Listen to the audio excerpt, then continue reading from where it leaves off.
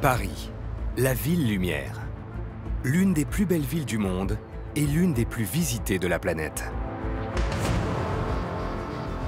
Parmi les monuments les plus célèbres de la capitale, il y en a dont l'architecture est reconnaissable entre tous. Des façades majestueuses, des horloges, des toitures qui recouvrent des dizaines de voies de chemin de fer, des constructions hors normes qui accueillent des voyageurs venus de toutes les villes de l'Hexagone et même de l'Europe entière. Les gares de Paris. Elles sont 6, réparties en plein cœur de la ville.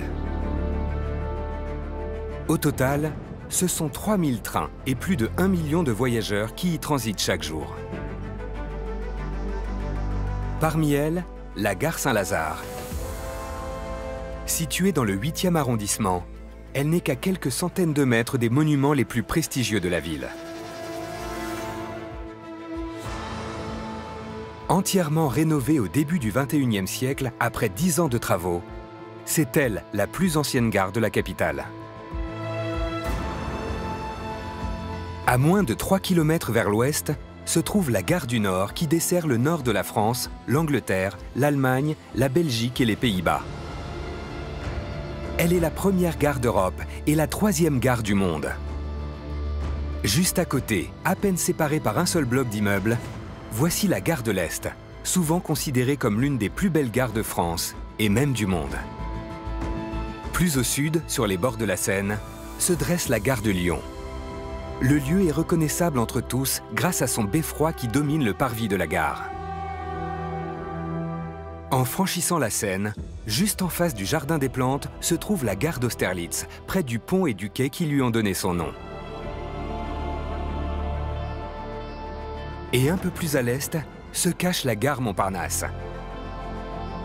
Dissimulée sous un ensemble d'immeubles construits dans les années 70 autour d'un jardin et au pied de l'immense tour du même nom.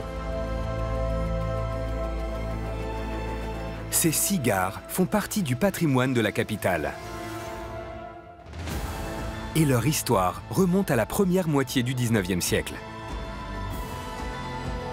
À l'époque, les limites de Paris sont beaucoup plus petites et le monde découvre une nouvelle invention, le chemin de fer.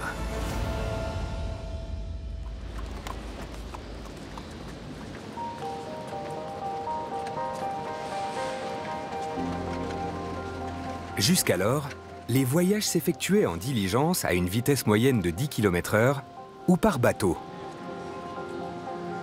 Le chemin de fer, qui naît en 1820, va provoquer une révolution économique et industrielle sans précédent. Tout d'un coup, ce moyen de transport nouveau, tout à fait révolutionnaire, arrive et on va assez vite saisir l'intérêt et il va y avoir un engouement pour les chemins de fer.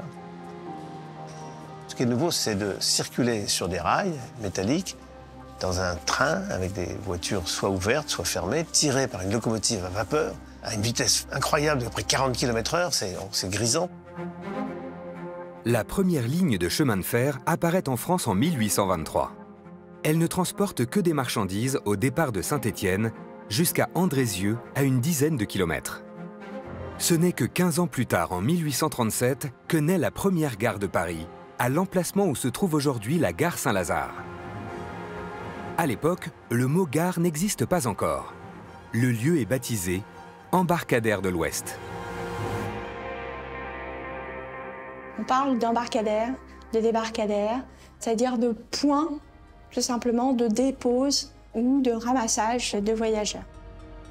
C'est un petit bâtiment très agréable avec des grandes fenêtres, des belles arcades. C'est très joli, c'est ce qu'on appelle une orangerie. Elle est placée sur le pont de l'Europe, d'ailleurs pont qui existe toujours. C'est une gare très très modeste. Un bâtiment, un pont, les quais sont en contrebas, au fond d'une tranchée. On a mis de chaque côté des quais, le long des voies de chemin de fer, 2 rampes qui permettent de descendre dans la tranchée. C'est tout à fait élémentaire. Le lieu est exploité par les frères Pereire, 2 banquiers et entrepreneurs implantés à Paris. Ensemble, ils ont imaginé cet embarcadère pour créer la première ligne ferroviaire de France réservée aux voyageurs. Leur objectif, desservir les banlieues chics de la capitale. La ligne dessert la petite ville du Pec, puis plus tard celle de Saint-Germain-en-Laye. 18 km de voie ferrée pour un trajet d'à peine 30 minutes, 4 fois plus rapide qu'en diligence. C'est donc une desserte locale qui permet de raccourcir considérablement la durée du trajet et de parcourir ces quelques kilomètres. Ça, c'est très important, sans effort. Très vite, la fièvre du chemin de fer s'empare de l'Hexagone. Louis-Philippe, le dernier roi de France, va décider de prendre les choses en main. Aidé par l'ingénieur Alexis le Grand, son gouvernement va promulguer une nouvelle loi le 11 juin 1842 pour encadrer le financement et le tracé des voies ferrées de la nation. Le premier réseau ferré de France se construit en forme d'étoile. Au départ de Paris, celle-ci relie tous les points cardinaux du territoire. 6 grandes voies sont définies pour aller aux frontières du pays et desservir les points stratégiques et commerciaux. Derrière l'étoile de Grand, il y a une vision très jacobine, très politique, autoritaire, centralisée du gouvernement français, qui entend par ces lignes, comme dira le Grand lui-même, tenir les provinces avec les rênes du rail, c'est-à-dire les tenir en laisse. Le 11 juin 1842, c'est l'acte de baptême qui va permettre de construire les gares à Paris.